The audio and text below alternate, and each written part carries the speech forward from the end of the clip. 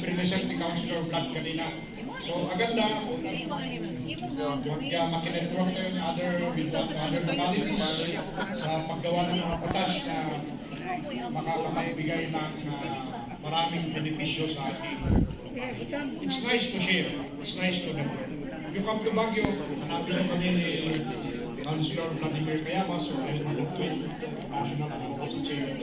We can share with you our best practices, our best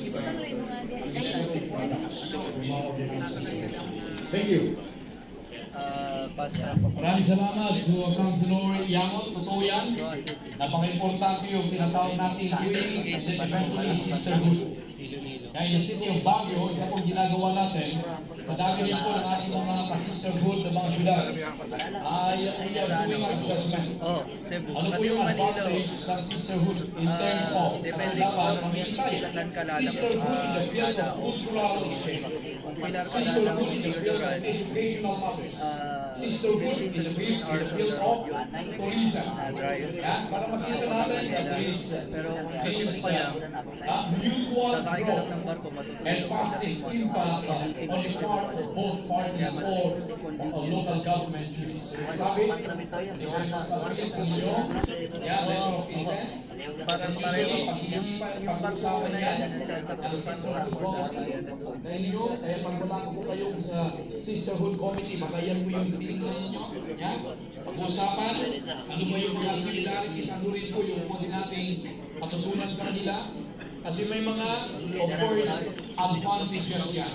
Pagpunta nyo, halimbawa sa syudad ng Baguio, yung isa sa mga provisions doon ay yung privileges according to like local official is also being accorded to you as part of the so-called sisterhood or winning. Okay? So, maraming salamat ulit sa mga dalawa o tatlo pa lang nagbigay ng kanilang mga sharing. And we move on, our time check, 11:03. Yeah?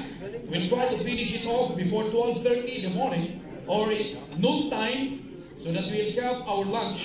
And then while having your lunch, that we shall award your certificate of participation. Okay ba sa atin yun? Without sacrificing the quality of our engagement with them. Next. Okay, next one.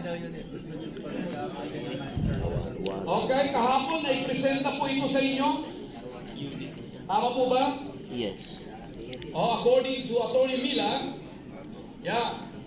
this was the time when you were selling your ideas.